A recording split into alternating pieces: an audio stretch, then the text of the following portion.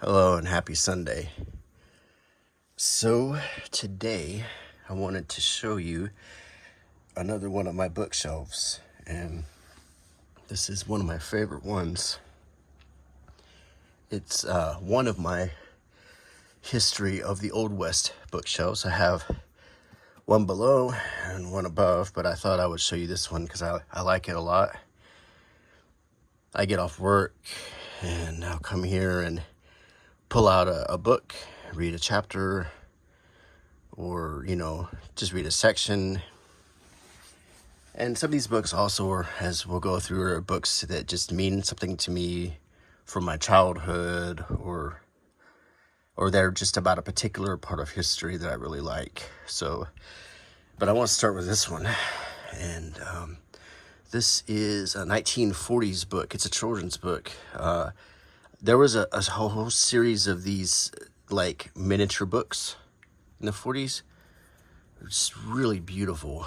And this one, the topic is Billy the Kid. And it's by Leon Morgan with pictures by Hal Arbo of the W. Lazy 5 Ranch. So he has some cowboy cred there. And it's just, a straightforward telling of the story of Billy the Kid with great artwork. And it ends on a weird sort of cliffhanger because I read it cover to cover. Obviously, it'll take you, not very long to read it, but it doesn't seem finished. So, but I like it just kind of ends mid action. So I almost get the idea that they couldn't finish the book or something. But still, I'm really glad to own it. And it's a really beautiful little piece of, 80-year-old history here. And this book was written when Billy the Kid had only been dead for about 60 years. So it was almost recent history when this was written. So I really like this one. It's one of my treasures. So I have a lot of books about Joaquin Murrieta. And these are my college books because when I was in school, I wrote a paper on Joaquin Murrieta. I became interested in him because, number one, he is the inspiration for the character of Zorro, which in turn was the inspiration for Batman. And number two, really interestingly, like they showed in the movie Zorro, his head was actually cut off of his body and preserved in a jar. And it was displayed for many, many decades until it was lost in a California earthquake. So, all told, I have 3 books about Joaquin Murrieta that I used as some of my references for my paper. And then I also used newspaper articles and other primary sources to kind of come up with a clear picture of who the man was.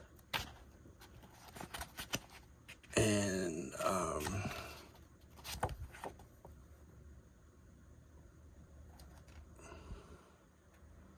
this is a reprinting. There's a lot of scholarly stuff in the front, but this is a reprinting of the first book about Joaquin Murrieta here, with the illustrations and everything. But if you want to understand the Old West, it's important to understand Joaquin Murrieta and that important piece of history. And this is the last book I have on Murrieta, which is The Robin Hood of El Dorado by Walter Noble Burns.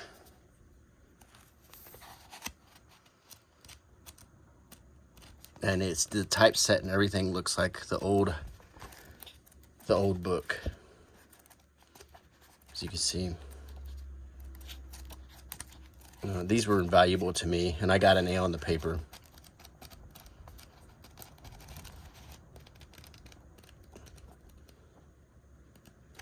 So, yeah, that's my Joaquin Murrieta section.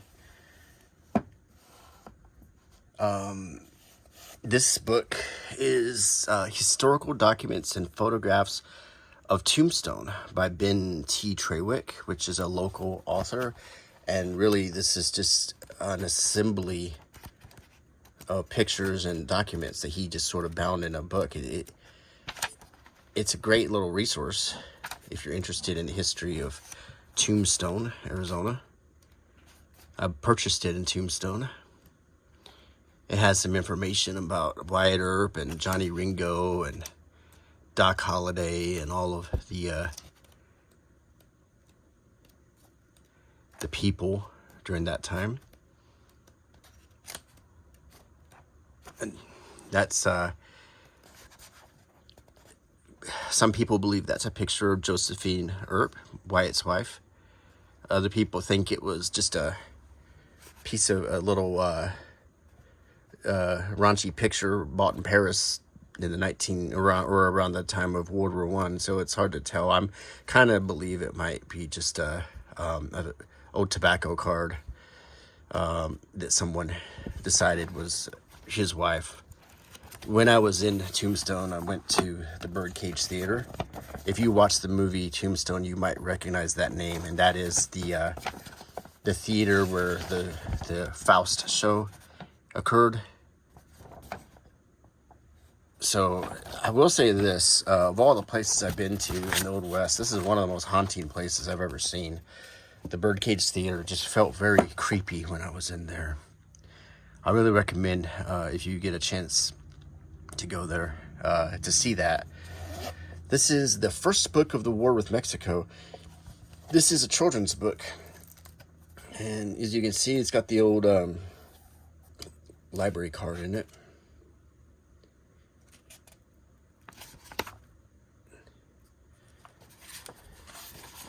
Back in the old days when they wrote children's books about history and not just about political stuff, and they wanted to talk about a period in history that's never talked about, which is the Mexican War.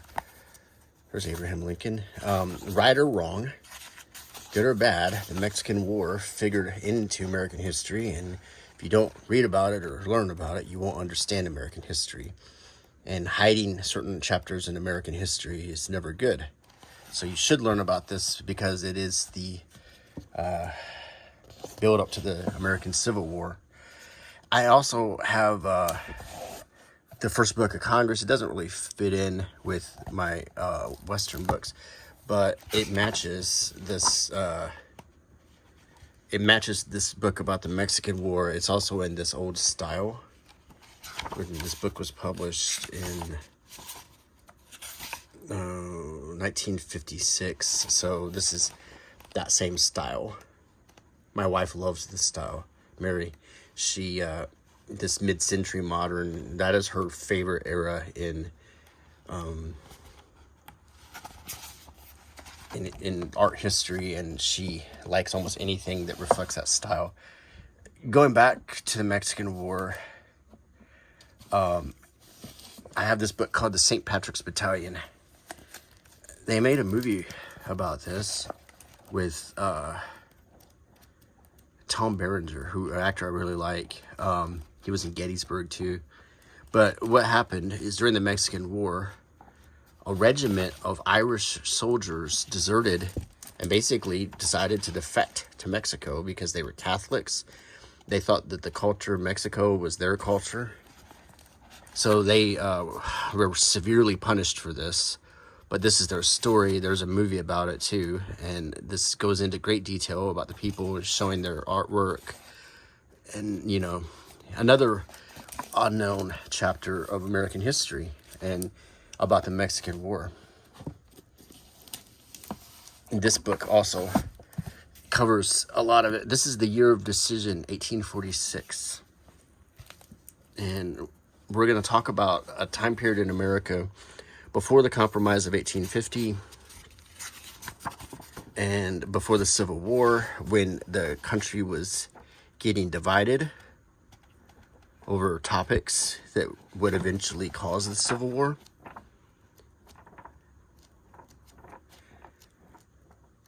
In addition, I think this book covers some of the passage to California, and I think the Donner Party is covered in this. The wagon train, where the people in the wagon train end up having to resort to cannibalism to survive. This is kind of like Year in Review for 1846. And it's an anthology because each chapter is a different event of the year. A nice resource to have. And it's got a great index. This book was published in 1943. Oh, I just whacked the camera. My bad.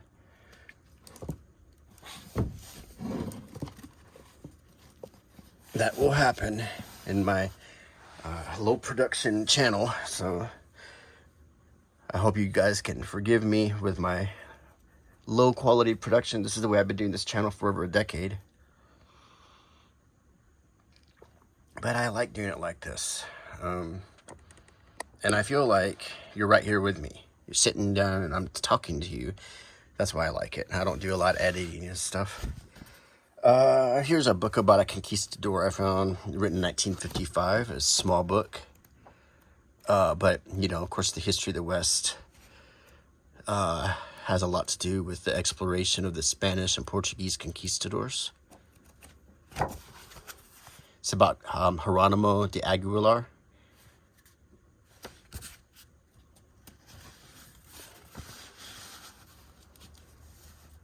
This is a book about the Zinacantecos of Mexico, a modern Maya way of life. And this is a way to see, the best way we can to see how the Mayans lived, by looking at these people in Mexico who still practice many of the customs of the ancient Mayans.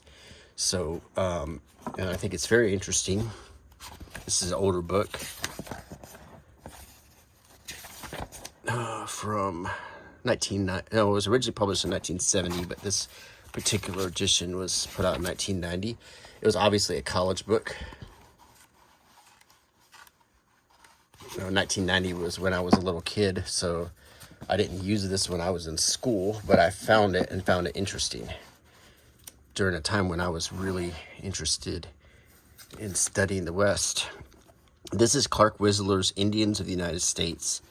And this book was published in 1940, hence the title that probably wouldn't fly today. But this was a comprehensive, like, Bible, I guess you could say, of all the different tribes of Native Americans. And along with great artwork, as you can see, this was a record, a historical record of the indigenous people of this country. Something that's harder and harder to find nowadays, that hasn't been run through the filter of current politics. And I don't necessarily disagree with everything about current politics, except that they often omit things that later prove to be important or significant into having a true understanding. I think we should build on things, not revise things. That's my motto. I'm not a fan of revision. I'm a fan of addition. Revision is very corporate. It's a very corporate way of doing things. It's not a way of doing things that honors history. It's a way to do things to sell things. It's a way to get clicks. It's a way to sell products. Another book about Native Americans is called Once They Moved Like the Wind. And this is the story of Cochise, Geronimo, and the Apache Wars. I was a big fan of, in the 90s when I was a kid, I was a fan of Dances with Wolves and Son of the Morning Star. And I read everything I could about Native Americans. And I also lived between two reservations in Arizona. I lived between the White Mountain Apache and the Navajo Nation. And I even went to my prom on the Indian Reservation in White River. And my date was a Native American. And I have always been, interested in that culture. And I've learned quite a lot.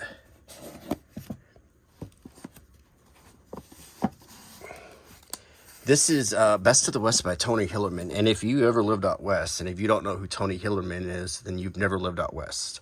Tony Hillerman is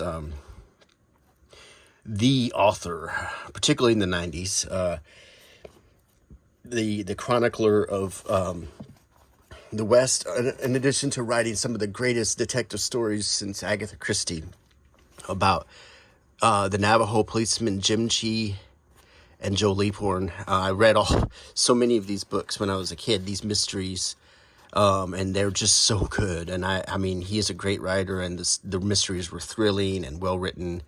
And so if you don't know who Tony Hillerman is, find any book, any Tony Hillerman book you can find, Skinwalkers or, whatever. Pick it up, take it home and start reading it. And I guarantee you won't be disappointed because he's such a great writer.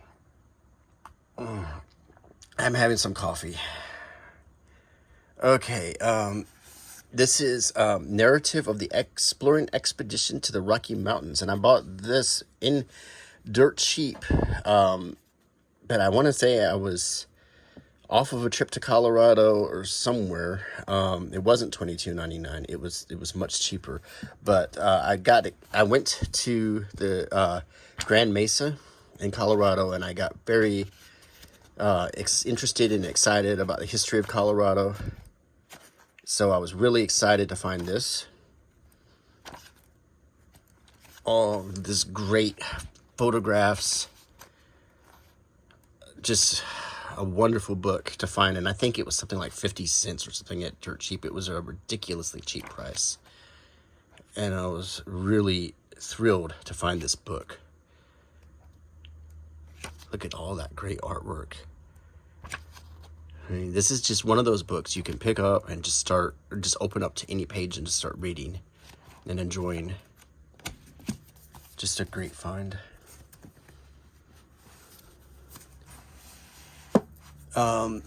This is a children's book called Girl of the Alamo, and it's about, oh look, to Cassie, from Davy Crockett's daughter, Pat Owen. Rita Kerr, author of Girl of the Alamo, and there's her autograph. Look at that. I dropped my Sam Elliott action figure. But anyway, so this is about Susanna Dickinson, and she was the wife of Alamoran Dickinson. She was one of the few survivors of the Battle of the Alamo. Santa Anna and his troops, of course, spared her.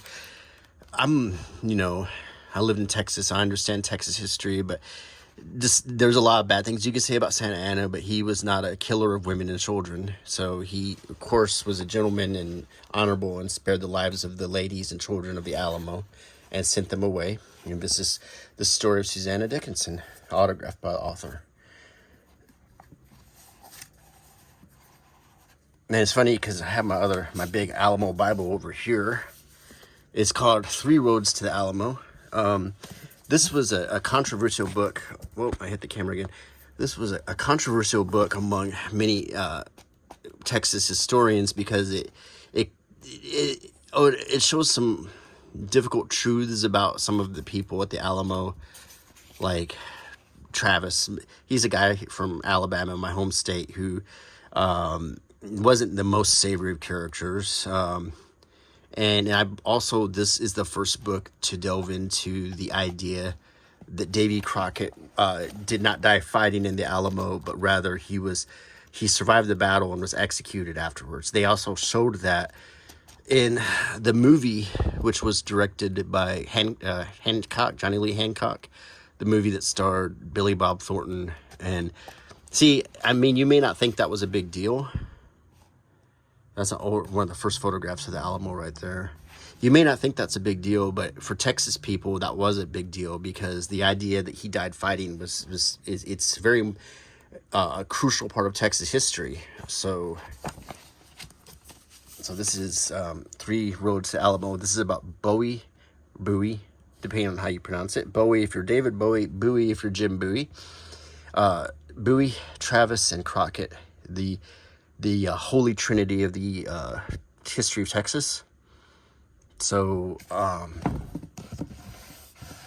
and also in this section, I also have this book called Bloodlines, which is about the conflict between the Hatfields and the McCoys, which was one of them good old hillbilly family feuds that by people who probably didn't, by family neighbors, basically people who knew each other for years, and then one difference led to another, and next thing you know, they're all killing each other. But I think you could say that the Hatfields and the McCoys is one of the most famous family feuds in American history. And they even made a movie with Bill Paxton and Kevin Costner playing the Hatfield-McCoy leaders. So, you know, if you're interested in that, check out the movie and look for that book. This coffee's so good. This is Colorado's Iceman and the Story of Frozen Dead Guy. This is some more Colorado folk history, but it's Western history. It's not really old Western. It's, I guess you could say, fringy, quirky history, you could say. But I picked this up cheap, and I haven't read it yet, but I'm meaning to. So the idea of frozen dead people, whether we're talking about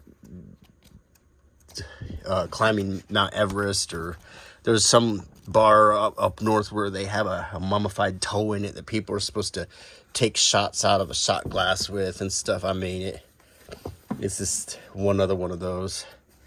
Another Colorado book is called I Never Knew That About Colorado, a quaint volume of forgotten lore. And this is a great example of the kind of book that I can just pull out and read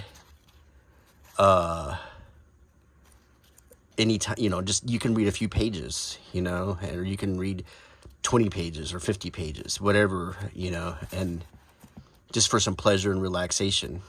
This is that kind of book. And once again, we're talking Colorado history. And, you know, the thing is, this book really needs to be, oops, sorry, Mr. Bear. And this book really needs to be over here by the Alamo book. To make sense. I have it all jacked up. Let's see what we have. This is Crazy Horse, Famous Figures of the American Frontier. A small book about Crazy Horse. There's a picture of the statue of Crazy Horse, which, when complete, I want to say will be the biggest statue in America. I think that's where he was killed. He was bayoneted after being captured.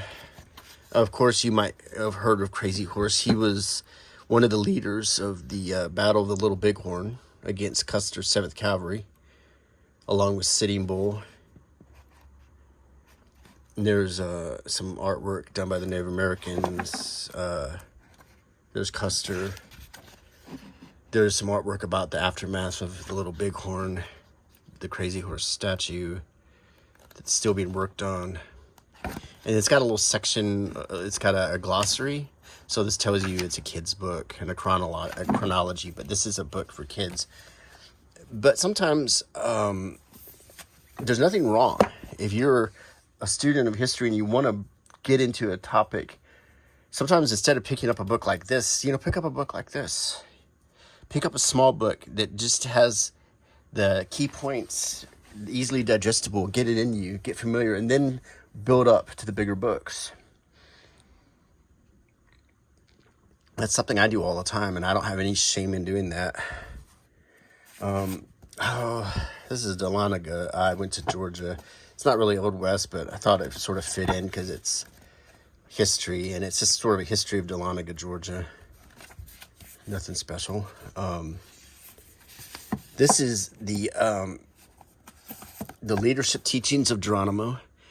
How 19 defeated 5,000. Brilliant managerial strategies. I picked this up, and I mean, this is another case where they tried to take historical figure and adapt it to like corporate white collar executive work. It's not my usual cup of tea, and I don't even know if I'm even going to hold on to this, because I kind of don't like books like this that are cheesy like that. But anyway, this is With Custer the Little Bighorn, the first and only eyewitness account ever written. And this is written by William O. Taylor, who was there. And this is an invaluable resource about the Battle of the Little Bighorn. And from a witness about what happened, what occurred.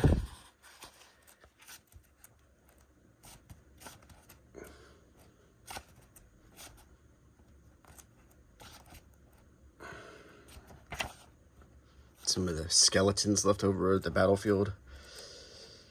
Yeah, a very, very dark, grim battle. Okay, we have, this is a book my dad got for me when I was a little kid. It's called America, the Men and Their Guns That Made Her Great. And it's a book about different pioneers of the Old West, and it also talks about the weapons they used to tame the West. You know, the Spencers and Springfields and Remingtons and Colts and all of those. And it tells you stories along with showing you the various weapons that were used.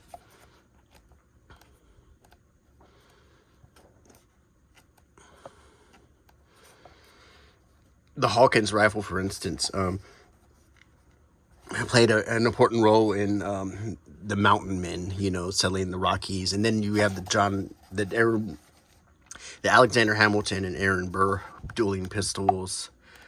You know, the different rifles that were used during the frontier days, all the way to Annie Oakley's preferred weapons. We talk about Buffalo Bill, the gunslinger guns. That's, you know, that's really what it's about, is understanding them through that lens. It's an interesting book.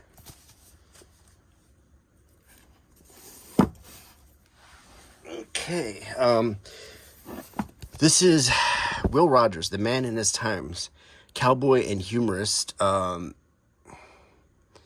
national bestseller at $15, no, $6.95. This had to have been a long time ago. This was published in 1973. Will Rogers is the man. He's famous for saying, "I never met a man I didn't like." He did a radio show, I guess, The Most Beautiful Girls in the World. See, he was like a cowboy to pop culture writer, you could say. And he wrote all about pop culture. So what you're gaining from this is a story of a man, one of our great cowboys, and also how he chronicled the history of this country, the early history from the late 19th and early 20th century. So if you go to Oklahoma, I'm sure you've heard of Will Rogers.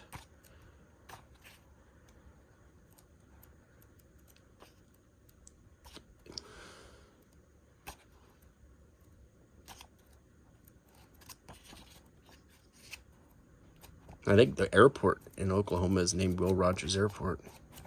So just another nice book.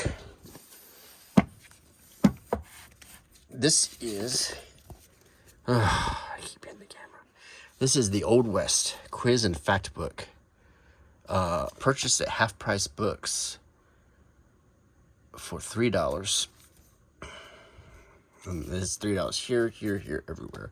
They're real proud of this price.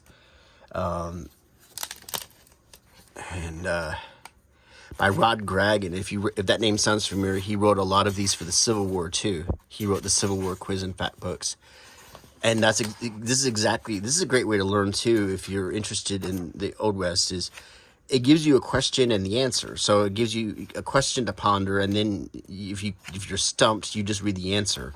But sometimes you just keep reading through it to learn, and it's also a great way to teach history, because sometimes people will learn that way, through the question answer format, and that's a good way to learn. So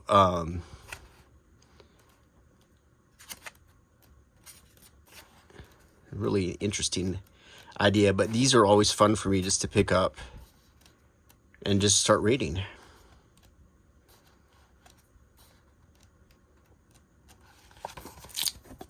Okay, let's continue down this road. This is My Friend Doc Holliday by Wyatt Earp, as written by Jack Fisk. And this may look familiar to you. If you saw the movie Tombstone, you might recall in the end of the movie, Wyatt Earp hands Doc Holliday this book, but it's fictional. This is a souvenir that I bought in Tombstone.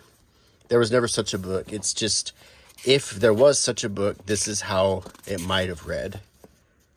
So, it's an interesting souvenir. You can probably still find it if you visit Tombstone, but this is by no means to be taken seriously. And let's just look at that preface. The inspiration for this book resulted from an ongoing incident in Tombstone where I work for the Territorial Book Trader, a store specializing in nonfiction books of Western Americana. The movie Tombstone, starring Kurt Russell and Val Kilmer, contained a fictional but touching final scene in which Wyatt Earp visits Doc Holliday at his deathbed and presents him with a book entitled My Friend Doc Holliday by Wyatt Earp. Wyatt Earp had written no such book, yet hundreds of people visited or called, clamoring for this non-existent volume. Several friends and associates in Tombstone suggested that I, as an historian and writer, should write such a book. After the number of persons seeking this book exceeded 500, I took it upon myself to write the book. It is written in the language and syntax of the mid to late 19th century, as Wyatt Earp might have written. In some instances, Earp is almost directly quoted. Having long studied both Earp and Holliday, I attempted to write this as if I were Wyatt himself writing a tribute of Doc. This volume is a combination of fact and fiction, not to be taken historically by the reader. 1994. And the thing is why miss an opportunity to make $1? In fact, I think this was $5, but it goes for a lot more on eBay to people who think it's real. It's not real. But I'm not exactly sure where I stand on the idea of writing a book just to satisfy people, and rather than just telling them the truth that it was a Hollywood scene. But if you can make $5, make $5. So this is one of my books from my childhood. This is Tall Tales of America, a weekly reader children's book club book. And it's simply about the different tall tales like Paul Bunyan, Johnny Appleseed, old Storm Along, John Henry. See, that's all it is. But I really liked it as a kid, and I remember these pictures. And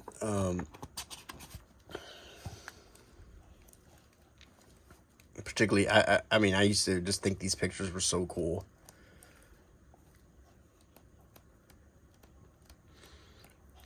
Of course, these are just tall tales.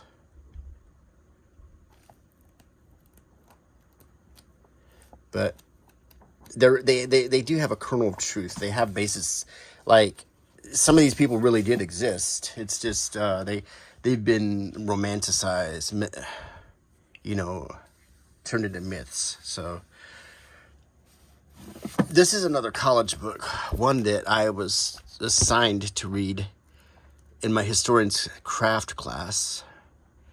And what this is a book about how we get a lot of our history from movies or faulty sources, and how we're supposed to dig in, find the true history. Like, it talks about a different topic, and it shows you what most people think, and then it tries to show you an example of how you can find the truth about the topics, if that makes sense.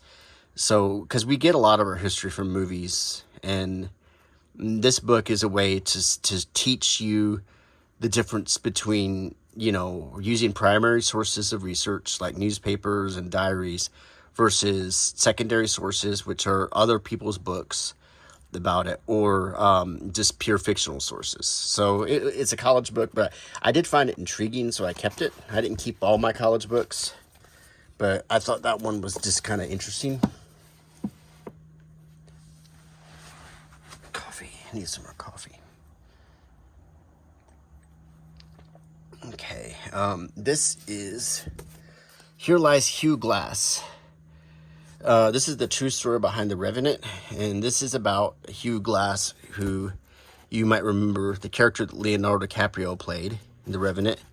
The true story, not the Hollywood story. In the true story, he didn't have a half Native American son. He didn't hunt down the Tom Hardy's character and kill him. All he did was get his gun back. It's very fictional. The movie was very fictionalized.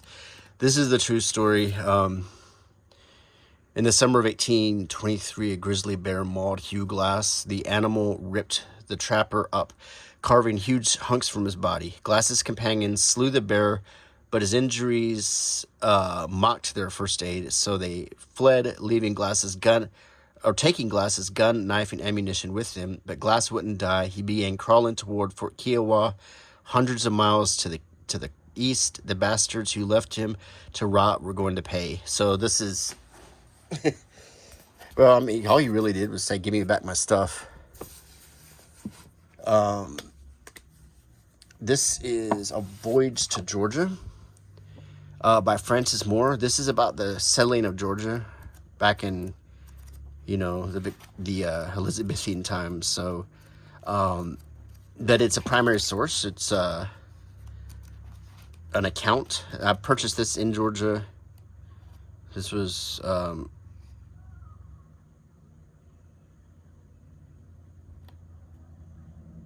written in 1744. Not really Elizabethan, more like Enlightenment time period. Sorry, got my dates wrong there.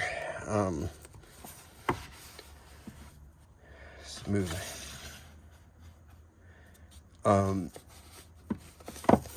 This is Language of America. A help to the language of the natives in that part of America called New England, together with brief observation of the customs, manners, and worships, etc., of the aforesaid natives in peace and war, in life and death. So this is by Roger Williams, and it's a reprint of his guidebook to living in the New World and learning the language of the Native Americans. It's invaluable if you were back in the 1600s. But an interesting thing to have nowadays.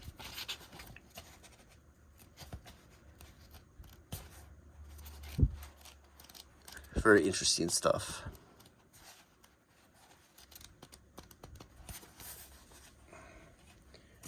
Along the same lines is a relation or journal of the expedition to the gates of St. Augustine, Florida.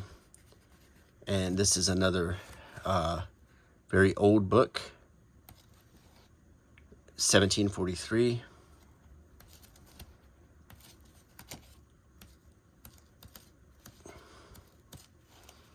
About St. Augustine settlement. Put these back in.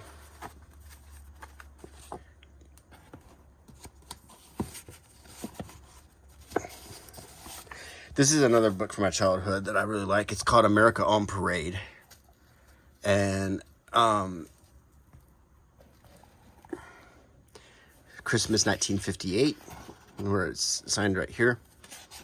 And this is just a story of American history from the lens of the 1950s.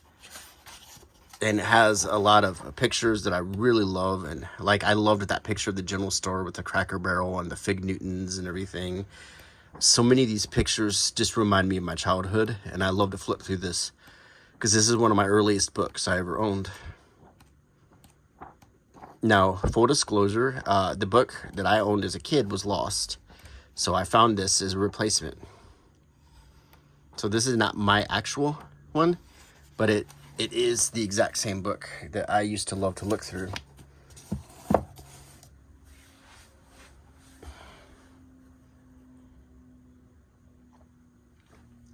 Running out of coffee here. This is just a book about, I keep knocking over Sam Elliott. This is just a book about the uniforms of the Army. And it does figure into Western history, but I figured it fit in here nicely because it covers you know, the uniforms. Well, I guess this goes all the way to the 1960s, around the Vietnam era. Yeah, there's Green Beret. Yeah, this is Vietnam era. So it goes that far. That's when the book stops. But it's still interesting because the uniforms have all changed many times since then. This interesting story. This is I got this in Germany, or my friend Andre got this for me. It's a Western from Germany. It's just a Western story. Or like a magazine of stories called Texas Western. See, you get some ads in the back. This is old stuff. This is from, I would say the 70s or 80s.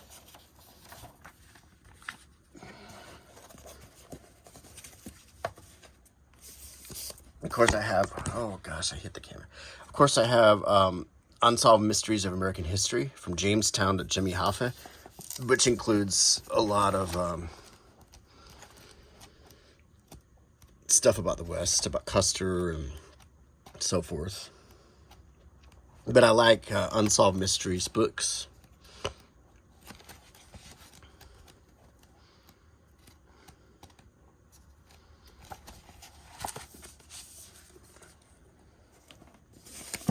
Let's see.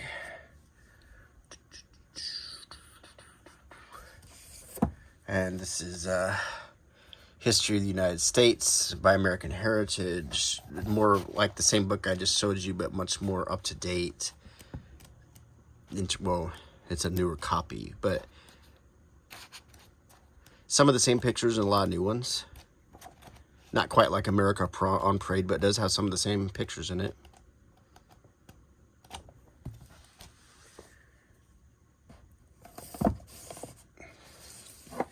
This is the Handy History Answer book.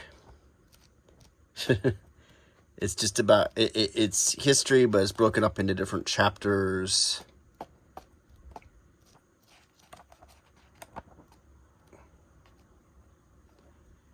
So it doesn't necessarily deal with just the Old West, but this is the part of the shelf where it's kind of fading into later history. Like if I go backwards to the shelf under it, I have, you know, my Billy the Kid books, like the True Death of Billy the Kid by Rick Geary, which is actually, it's actually a graphic novel. Pretty good artwork.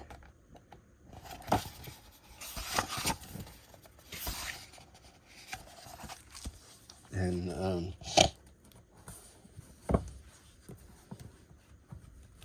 this is Billy the Kid, as he was reported in newspapers from the 1870s to the 1880s. This is a great resource because this shows you all of the articles that about Billy the Kid that were in the paper, verbatim. And you can read them all and how he was reported about.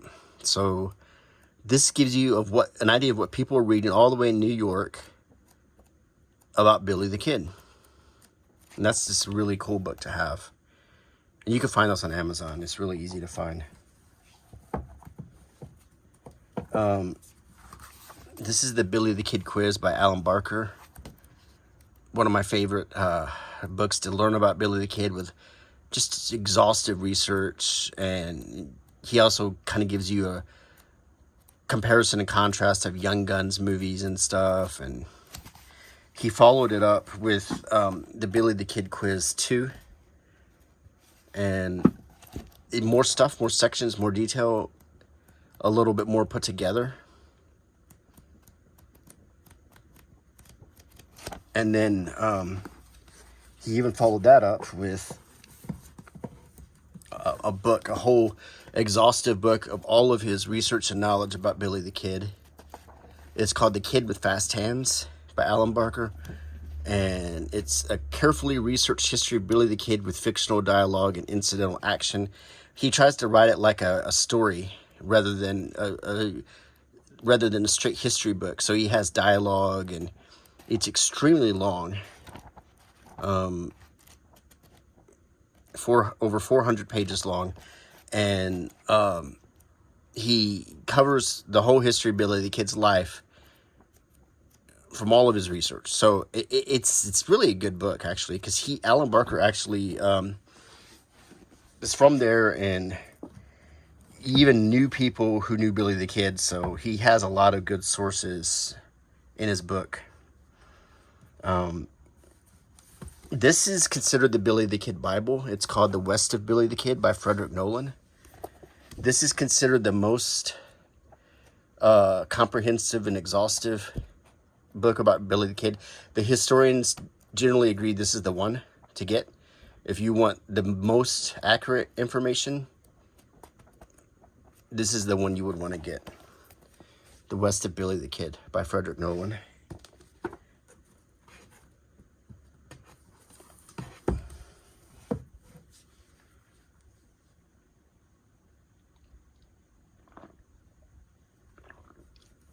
This is called They Knew Billy the Kid.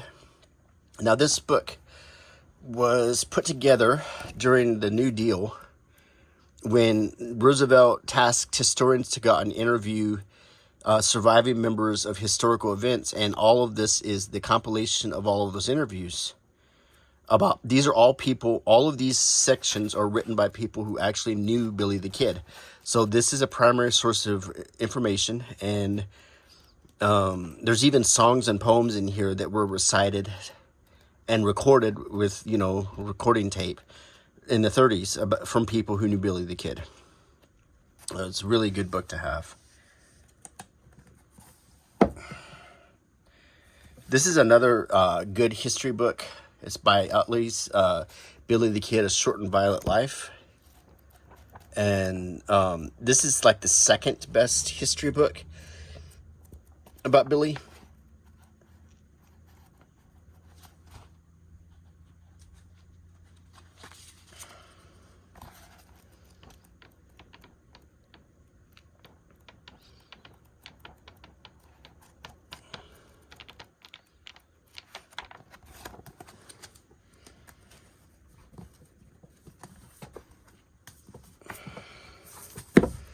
This is The Authentic Life of Billy the Kid. This is written by Pat Garrett, and a lot of people don't take it seriously. It was a politically motivated book, also enhancing Pat Garrett's relationship with the kid.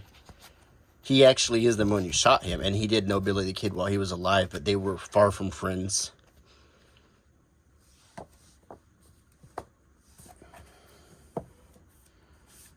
This is another good history. It's called the Saga of Billy the Kid by Walter Noble Burns. If that name sounds familiar, he's the same guy who wrote Robin Hood of El Dorado, that we talked about at the beginning of this video. So this is Burns's story of Billy the Kid. So and finally, there is the Artist and Writer Saga called The Kid. This book, which is another historical, kind of a mishmash, and it's the most crudely assembled of all of my books about Billy the Kid. This author writes some text, and he includes a lot of great articles and pictures and artifacts, but it's very disorganized, and he includes some of his own artwork. There's a drawing, an original drawing in the front that he did, and it's more of an oddity. It's such a horribly put together thing, but let's get this back together. And so I hope you enjoyed the video. And this was a little bit of a rundown of my Old West books. I hope you liked it, and I hope you like my channel. So come back next week. I should have something new for you. And until then, please rate, comment, subscribe, Leave me a thumbs up. All that helps. Bye.